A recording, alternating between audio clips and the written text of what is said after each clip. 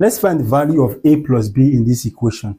The first thing I'll do is to try to see how I can make this appear as this, so that I'll just equate the exponent a to what the power of x would be here, and b to what the power of y would be here. So the first law of indices I'm going to use here is the fractional index law, which is, if for example you have, let's say you have k raised to the power 1/3, okay, this can be expressed as the cube root of k.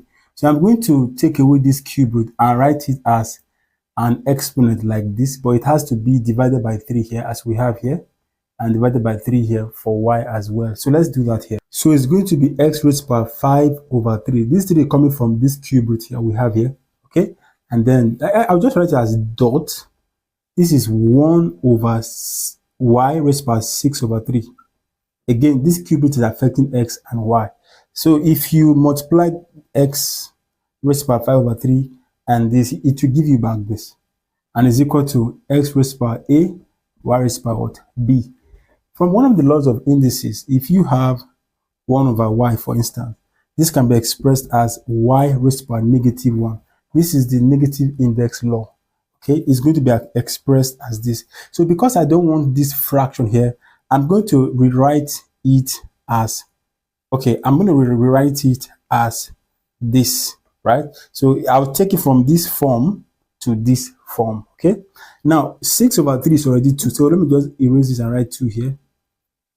And the next line, I am going to write it as this. So that will be x raised to the power 5/3 dot, or times y raised to the power what? -2, like the other law of indices I highlighted the other time. X raised to the power a, y raised to the power b. So this is x, I will equate the exponent, y, I will equate the exponent. So a here is equal to what? 5/3, and b is equal to what? -2. But that's not all. They say we should find the value of a plus b. So that will be a plus b now will be equal to what's a? 5/3 plus -2, which is still the same thing as -2. Okay, so then let me just write over 1 here and find the LCM of 3 and 1, which is 3. 3 into 3 is 1. 1 times 5 is 5. 1 into 3 is 3. 3 times 2 is 6. So when you finalize this whole thing, you are going to have what? 5 minus 6 is -1, then over 3. This right here is your final answer. I'll see you in the next video.